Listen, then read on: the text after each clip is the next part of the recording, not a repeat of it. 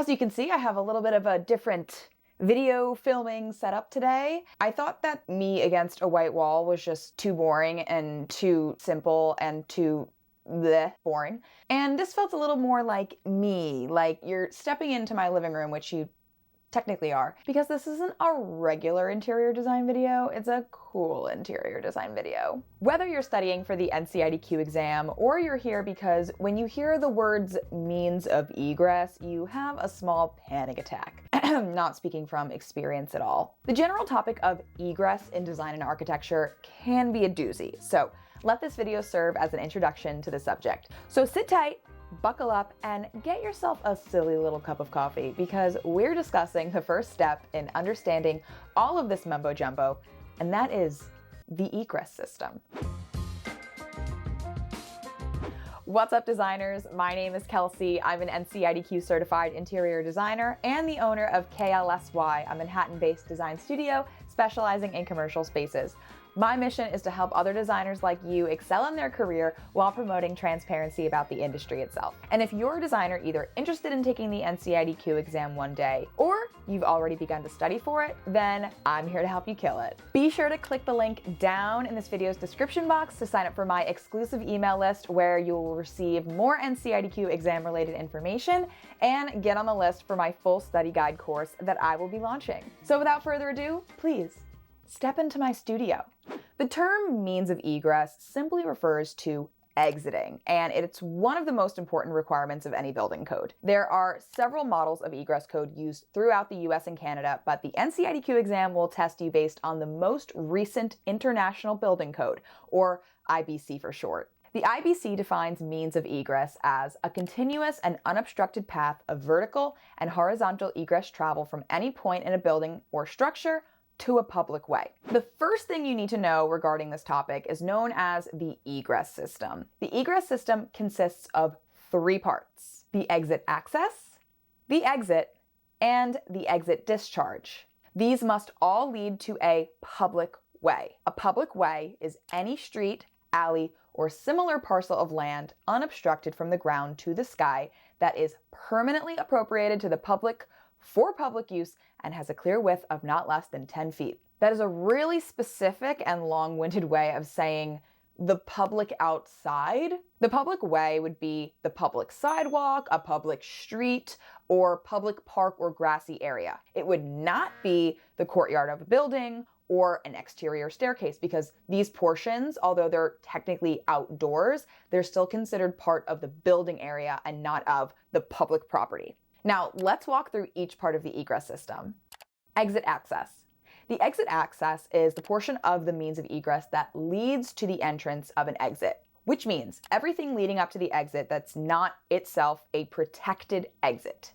It encompasses all of the rooms or space that is not part of the protected core, like hallways, doorways, ramps, and other general unprotected spaces. In short, the exit access does not provide a protected path of travel. This also includes fire-rated corridors, such as elevator lobbies. The exit access is the portion of the egress system where travel distance will need to be measured, which we will get to in a later video.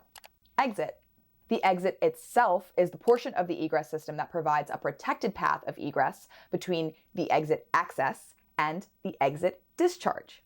Exits are fully enclosed and protected from all other interior spaces by fire resistance rated construction with protected openings. So this includes things like fire stairs or fire-rated exit corridors on the ground level. The key words here are fire-rated or fire-protected. If we want to simplify it even further, let's imagine you're in a multi-story building and a fire breaks out in one of the rooms on your floor. If you stay anywhere on that floor that's not in a completely fire-protected area, you are not in a safe space. The best place for you to evacuate is to the fire stair because it's constructed using fire-resistant materials like the walls, the fire door, and even the stair itself. It would take the fire between 1 to 2 hours to even penetrate the stairwell, so it's considered a safe and protected space. If you leave your office and you're in the corridor of the floor, although these corridor walls may be fire-rated, you're still not fully safe from the fire potentially spreading and reaching you unless you are in that fully secure fire stairwell. Travel distance does not matter for exits because it's a fully protected and safe space, so it's okay if it takes someone a little bit more time to travel through it. Exit discharge. The exit discharge is the portion of the egress system between the termination of an exit and a public way. Exit discharge areas also typically include portions outside the exterior walls, such as those exterior balconies, exterior exit stairs, and the exit courts. Like I mentioned before, because these spaces are still considered a part of the building, they would be considered part of the exit discharge and not a part of the public way. It may also include building lobbies of multi-story buildings if one of the exit stairways opens into the lobby and certain conditions are met. These conditions require that the exit door in the lobby be clearly visible, that the space is sprinklered, and that the entire area of discharge is separate from areas below by the same fire resistance rating as for the exit enclosure that opens onto it.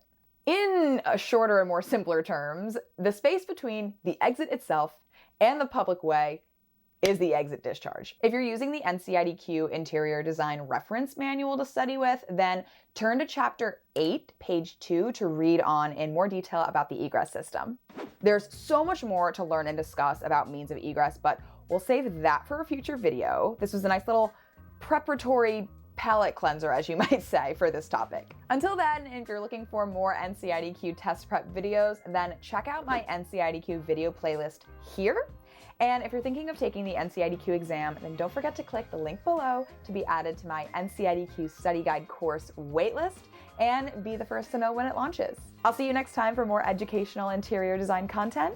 Thanks for watching and happy studying.